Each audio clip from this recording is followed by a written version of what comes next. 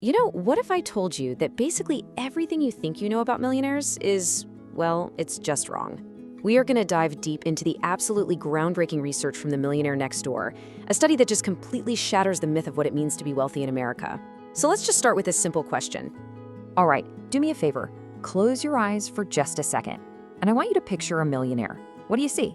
You seeing a fancy car, a giant mansion, designer clothes? Okay, hold that exact image in your mind, because we're about to see how it stacks up against the cold, hard reality. So that image you have in your head? Yeah, it was probably something like this, wasn't it? Ferraris, mansions, and just a life of constant high-status spending. But what the researchers found, well, the reality is completely different. The typical millionaire? They're driving a used Toyota and living in a pretty modest home in a normal suburb. They practice what the authors call stealth wealth, which basically means, yeah, they're rich, but you would never, ever guess it by looking at them.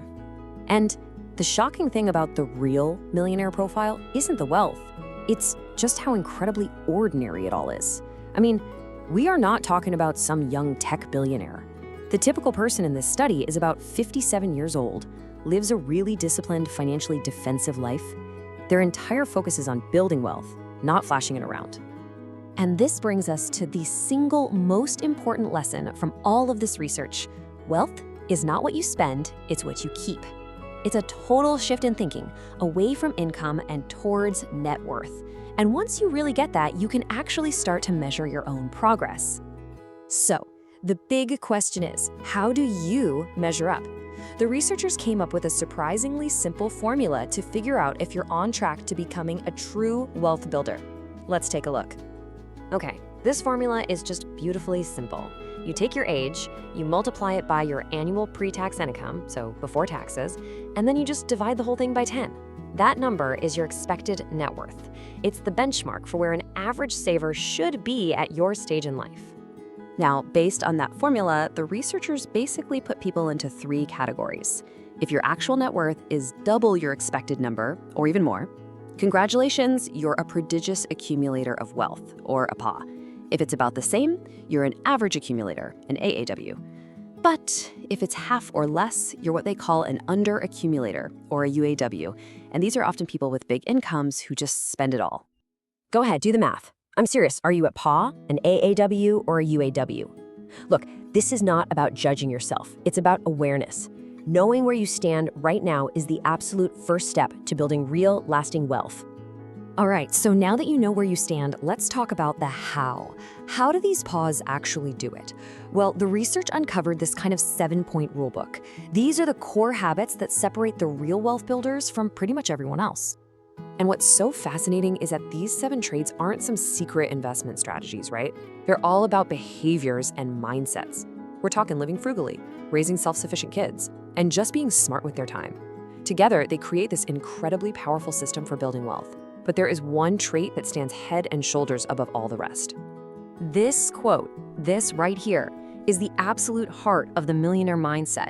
They prioritize freedom over flash, period.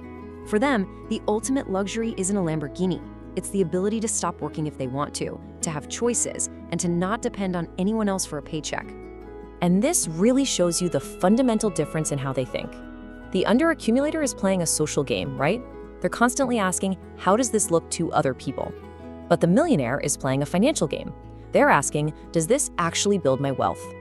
One person is obsessed with looking successful, while the other is just focused on being successful. And if you're sitting there thinking that wealth is all about getting a big inheritance, well, think again. A stunning 80% of the millionaires in this study were first-generation rich. They didn't get some huge head start, they built it themselves. And that proves that building wealth isn't about where you start. It's all about the habits you adopt along the way. So, knowing the theory is one thing, but actually putting it into practice is what really matters. This final part is all about action. We're gonna build a simple but powerful plan to get you on the path to becoming the next millionaire next door.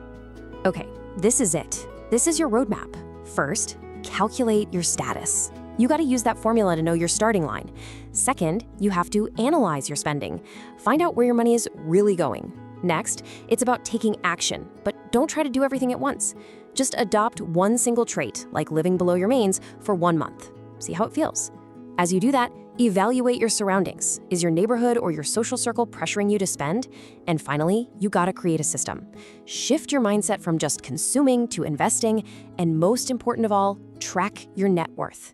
It is the ultimate scorecard, because what gets measured gets managed.